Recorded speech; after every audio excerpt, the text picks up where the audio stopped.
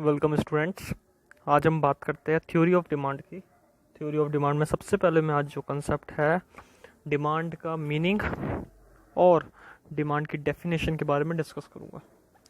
Economics में जो micro economics की ब्रांच है उसके अंदर डिमांड का जो कंसेप्ट है सबसे इम्पोर्टेंट कंसेप्ट है, इसलिए मैं डिमांड का कंसेप्ट सबसे पहले डिस्कस यहाँ पे करता हूँ।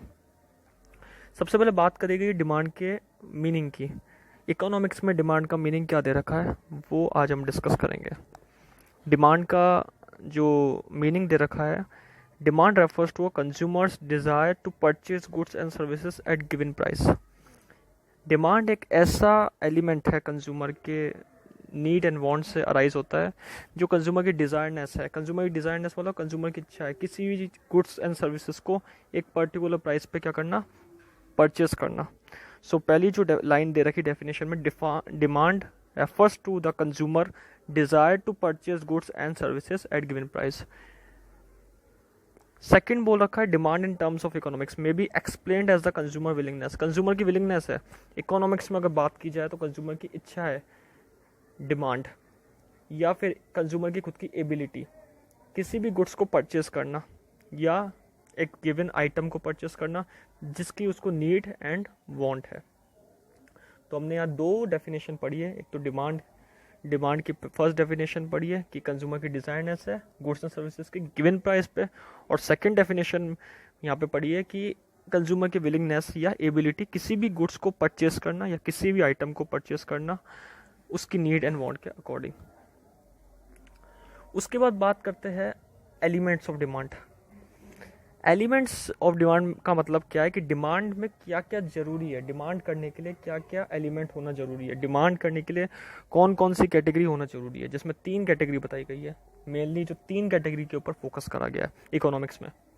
फर्स्ट कैटेगरी बता रखी इफेक्टिव डिज़ायर और वांट ऑफ ए गुड। जब तक डिज़ायरनेस या वांट नहीं आएगी गुड की तब तक डिमांड अराइज नहीं होगी।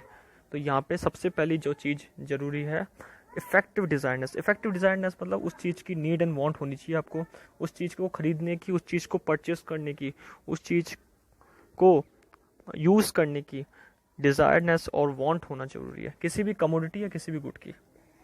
सेकंड पॉइंट बता रखा है money to purchase the commodity. किसी जो आप कमोडिटी खरीदना चाहते हो उस कमोडिटी को खरीदने के लिए आपके पास मनी अवेलेबल होना चाहिए। विदाउट मनी आप किसी भी कमोडिटी को परचेस नहीं कर सकते। तीसरा पॉइंट बता रखा है विलिंगनेस। इच्छा होनी चाहिए मनी पे करने की, जो आपके पास अमाउंट है मनी का उसको पे करने के लिए सेलर को कमोडिटी परचेस करने के लिए, क्योंकि किसी भी कमोडिटी को जब भी हम खरीदते हैं तो उसके लिए सबसे पहले आपको पे करना पड़ता है, मनी के फॉर्म में आपको पे करना पड़ता है।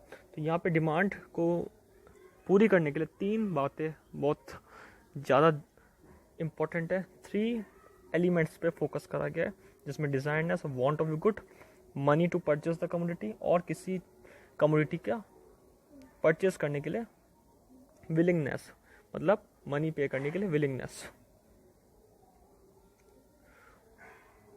इससे हमें एक बात और पता चलती है कि डिमांड हमेशा रिलेटेड टू प्राइस।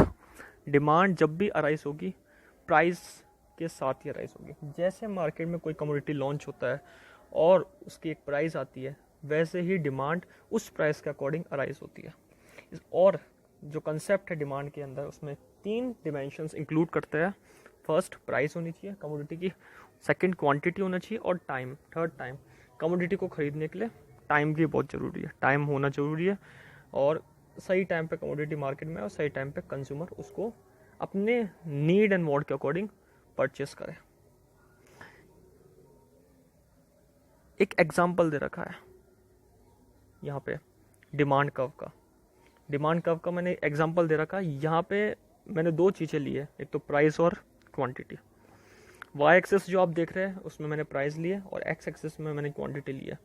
डिमांड का कर्व डाउनवर्ड जाता है, इसका भी एक रीज़न है, वो मैं आगे वीडियो में समझाऊंगा, लेकिन अभी शॉर्ट में बताता हूँ कि डिमांड का कर्व नेगेटिव इसलिए होता है क्योंकि जो डिमांड का रिलेशन है प्राइस के साथ, क्वांटिटी का जो रिलेशन है प्राइस के साथ, वो इन्वर्स रिलेशनशिप होता है।